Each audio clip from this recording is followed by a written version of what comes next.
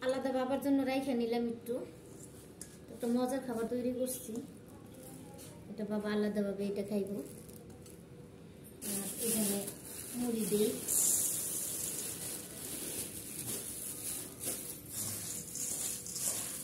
তো শীতের দিন আসলে আমি এইভাবে মুড়ি বানাই আমাদের বাড়িতে বেশিরভাগই এটা নাস্তা হয়